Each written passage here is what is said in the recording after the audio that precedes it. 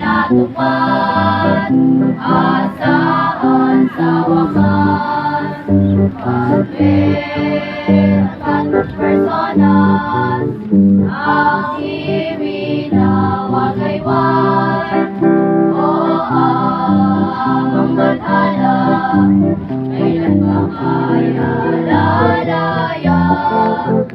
Sa kaligalighan ito sa lipunan, pamilyang mga bunso, naghihintay ng kapayapaan at sisikatin ang araw.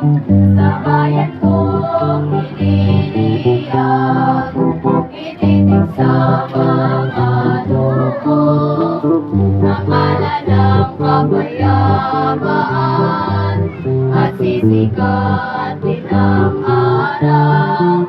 Sa araw ng kinabukasan,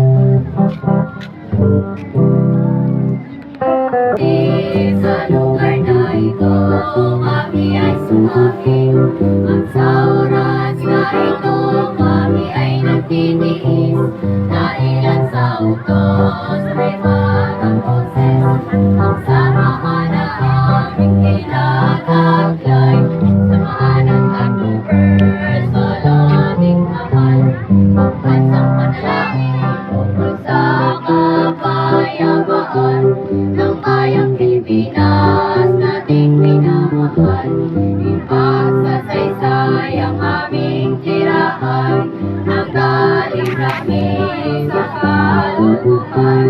Probinsya Mindoro, lugar ng bagong sikat, ang nakasasabog, walang na bayan. Aming iwahayag kung papaano ang aming samahan, person ng tatlo.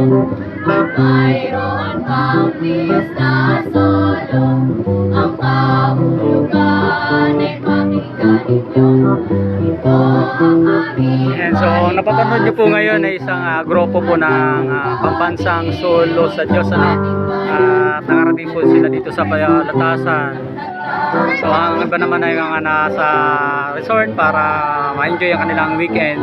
Ngunit isang biyaya at pasasalamat dahil may isang grupo ng religious group na pumunta at dumayo para ipahayag at ipakita ang kanilang pananampalataya sa ating Diyos. Pakinggan po natin pagpapantay-pantay pagdating ng araw, wala nang mahirap, lagay na ng bayan, tahimik at iwasay.